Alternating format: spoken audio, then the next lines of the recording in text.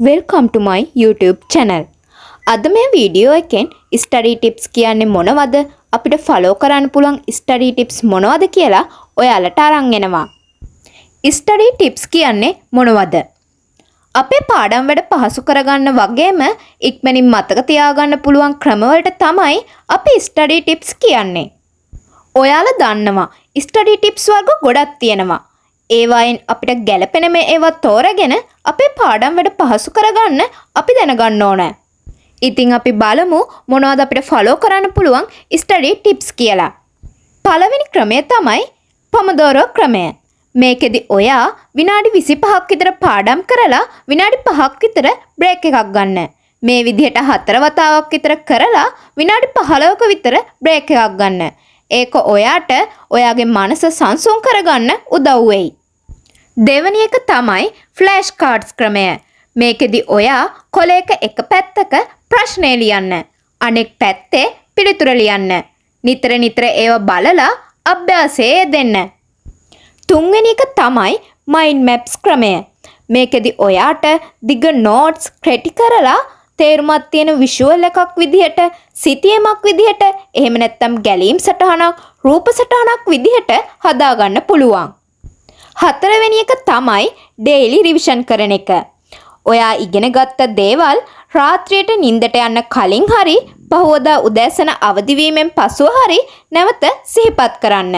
මේ නිසා ඔයාගේ long time memory එක වැඩි වෙනවා. පස්වෙනි එක තමයි teach what you learn. මේකෙදි ඔයා ඉගෙන ගත්ත දේවල්, ඔයා පාඩම් කරපු දේවල් නිතර තව කෙනෙක්ට උගන්වන්න උත්සාහ කරන්න. ඒකෙන් ඔයාට පාඩම් හොඳින් තේරුම් ගන්න වගේම ඉක්මනින් පාඩම් මතක තියාගන්නත් පුළුවන් වෙනවා. හයවෙනි එක තමයි short notes ක්‍රමය. මේක නම් ගොඩක් අය follow කරන ක්‍රමයක්. ඔයාගේ දිග notes වල වැදගත් කරුණු කෙටි සටහන් විදිහට ලියාගෙන හරිම ලේසියෙන් පාඩම් කරන්න පුළුවන්. හත්වෙනි එක තමයි payment technique ක්‍රමය.